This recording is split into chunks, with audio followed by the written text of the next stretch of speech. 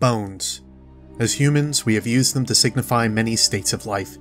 They could represent death or life, be used in omen or warning, as resurrection or spiritual guidance. Whatever the case may be of what any one human may believe, we in the tower know of several races that have used them to great and terrible effect.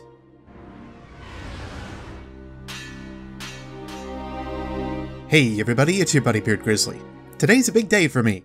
I've been working on this theory now for a couple of months, and with the King's Fall raid being the featured raid this week, I figured it was time to get the last pieces together. That said, I want to point out that this is, once again, a theory. I hope the evidence I've found is enough to at least set you on your own path to looking into the possibility or add to your current knowledge on the topic. With that out of the way, let's look into why the Ahamkara may be the same race as the Worm Gods. We'll be revisiting a few old theories on the two races, and this is done to make sure everyone's up to speed. First, what do we know of each race? The Worm Gods are a bit easier to talk about, especially with having several dozen pages of grimoire on them in the Books of Sorrow. Essentially, the Worm Gods are what the Hive, including Oryx, worship. We know of 5 of them, their names being Air, Zol, Akka, and Yule. Yule is the first one we meet in the Books of Sorrow, being able to talk to the Osmium King, the father of Oryx, and his 2 sisters. The sister, Sithona, was taking advice from the worm, but there was something odd about it. The worm, carved in my code by Sithona, who should be afraid. It was my father's familiar. I ripped it from him as we fled. It is a dead, white thing, segmented, washed up from the deep sea. It's dead, but it still speaks to me. It says, "Listen closely, O vengeance mine." Dead and split into pieces, but speaking to her, filling her mind with thoughts and suggestion. This led to a lot of discoveries for Oryx and his sisters, along with a ship, the discovery of the Traveler, the ability to live past 10 years old and gain immortality, and consequently the deaths of hundreds of civilizations over the course of millennia. All of this being orchestrated by the Worm Gods that controlled the Hive. See, inside of each member of the Hive is a worm, a lesser form of the larger ones. This is what keeps the Hive alive, so long as they give their worms tribute, and this is done by killing things, or following a focus a Hive is given at birth. For example, Oryx's focus is on exploration and understanding. Alright, I know some of you followed that, but to sum it up, the Hive worship and are somewhat ruled over by Worm Gods. They effectively keep the Hive alive by a type of symbiosis and grant them further life so long as they follow a focus or kill in their name. They seem to be able to communicate through dead forms. And then there's another interesting point. I am Yule, the honest worm. Behold my passage. Behold my vast displacement, my ponderous strength, my great and coiling length, my folded jaws and curled wings. Behold the hiving cities symbiotic with my flesh. I am Fecund Arash. I am at the beginning and end of lives. My folded jaws and curled wings. I think that about sums up a Worm God to a point. We'll look into further Hive relations a bit later, but let's move on to the Ahamkara. The Ahamkara have no true listings in our history, save for 2 large encounters on record. Past this, however, we don't know much about them.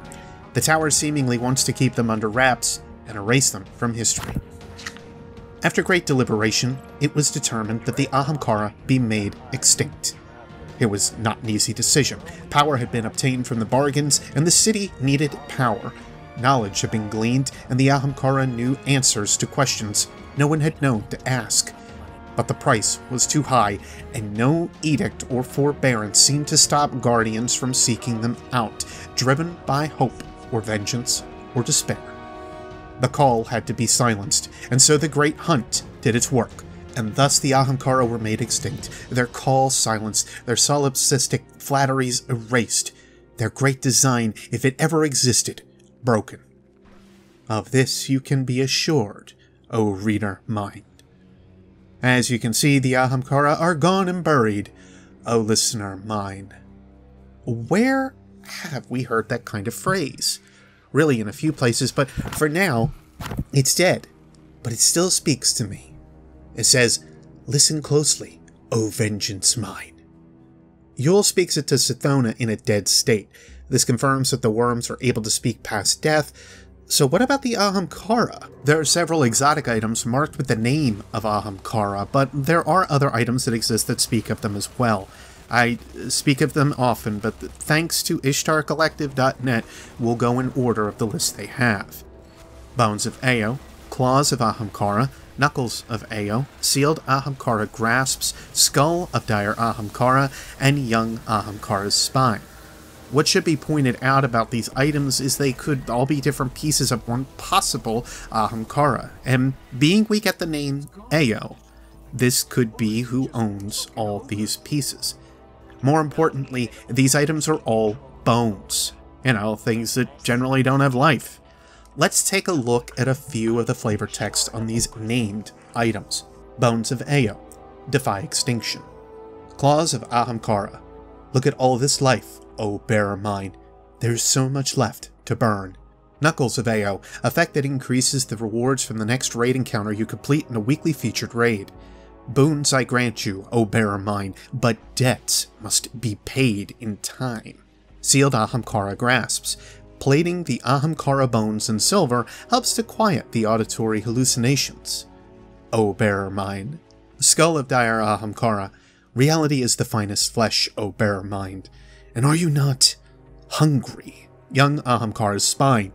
Give me your arm, O bearer mine. Let me help you fill the world with teeth. All of these pieces seem to indicate some kind of communication with the bearers of the items. It's all written as present tense, which means someone or something is speaking at that present time. Most of the phrases also seem to be some kind of suggestion. There are other items that list the Ahamkara, but these are the ones we're mainly concerned about for this theory, the rest alluding to other stories of Ahamkara past. This effectively establishes what kind of powers an Ahamkara may have, or at least their bones, but it doesn't say what they are or were, so let me back up a bit. The Cryptarchs weren't going to miss it.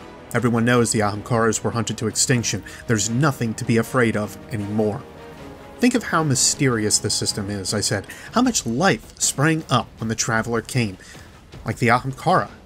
Do you know the legends? The dragon that made promises? And I pulled out the fossil with a flourish. She pulled out her knife and started to pick the dirt from her nails. That set me off. You could never have brought down one of these, I said. Ever. Not the greatest hunter, not the brawniest titan. Her eyes narrowed. She said, "Oh, is that so?" And I saw right there that she wasn't going to pass on the challenge. I've murdered a guardian, I thought. She's going to die. It'll be my fault. And I looked at the piece of spine in my hand and wondered, why did I say that? What moved me to such pride? Ahamkara were apparently powerful enough to scare a guardian into fearing a skilled hunter, a friend. Couldn't take one of them down. Of course, a couple pieces that make me curious and wonder from this card. Did the spine, even fossilized, speak to the warlock with some kind of suggestion to show off to his hunter friend? I can only speculate there. But what is true is the scale of Ahamkara.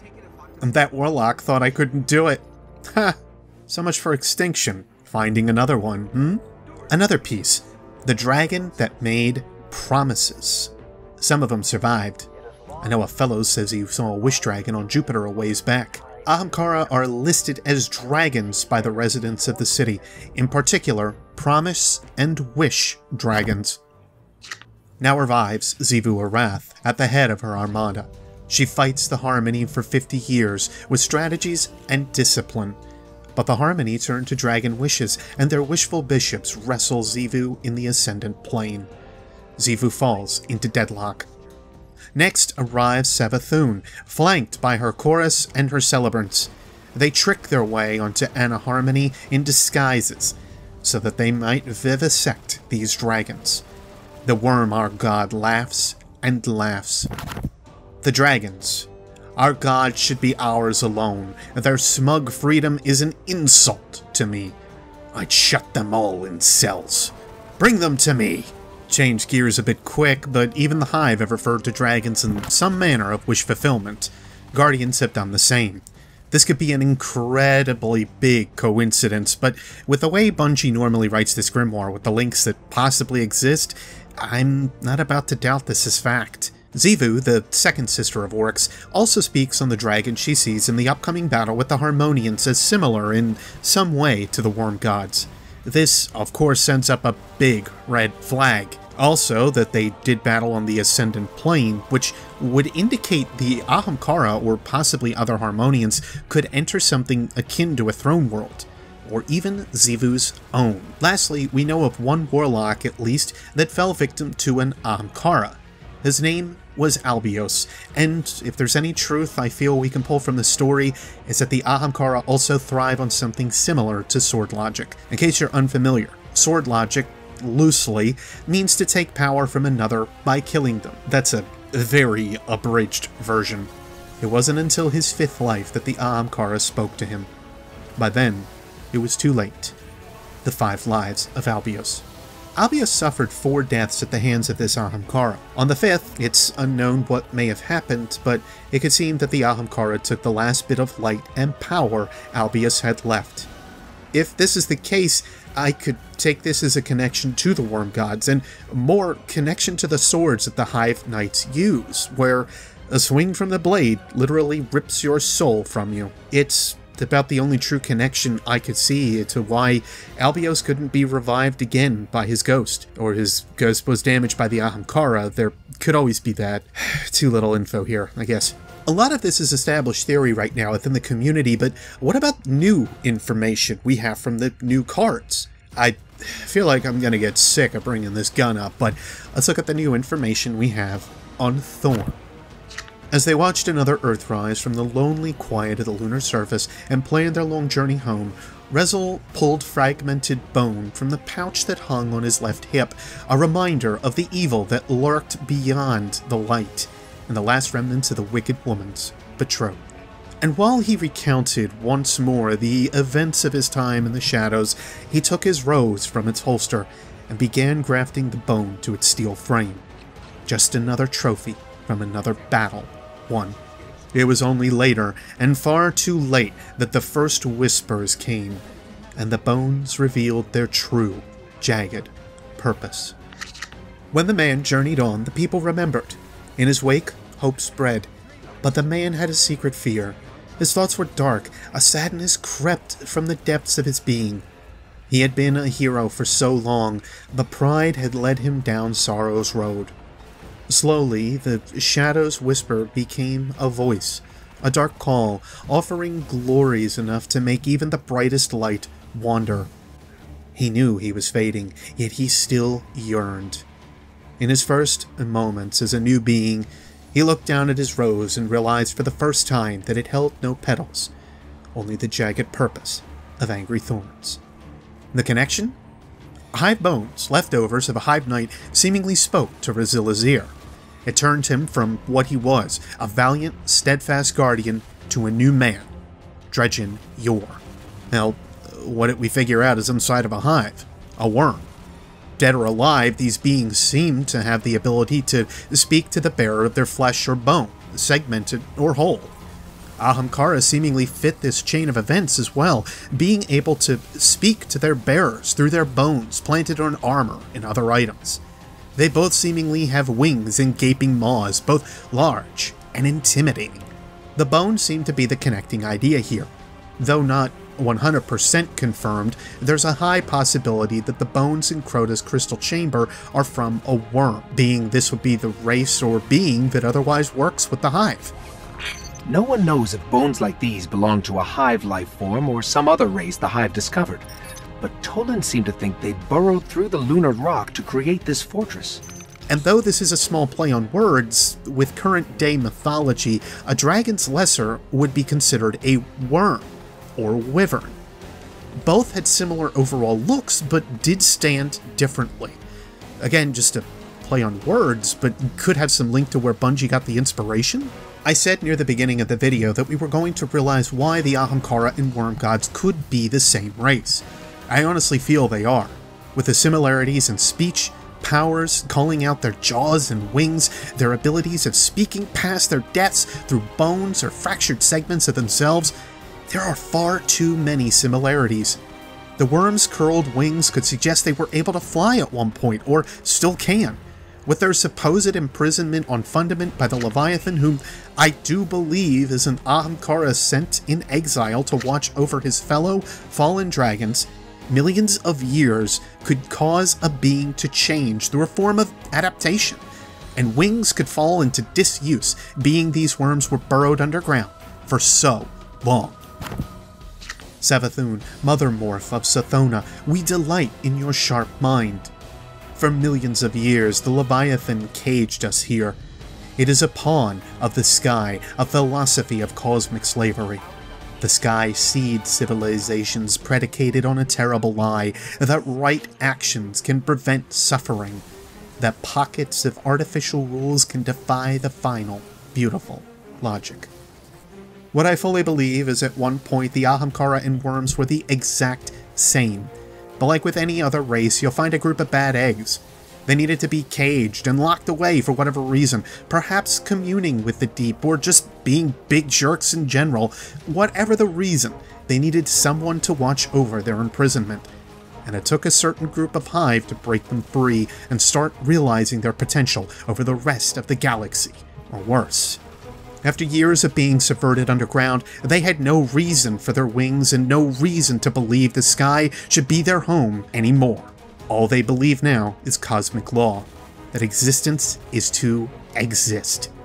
The Deeps claim.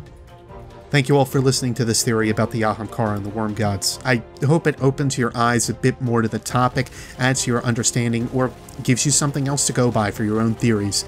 Thanks for being awesome subscribers, hitting that like or dislike button, and sharing your thoughts.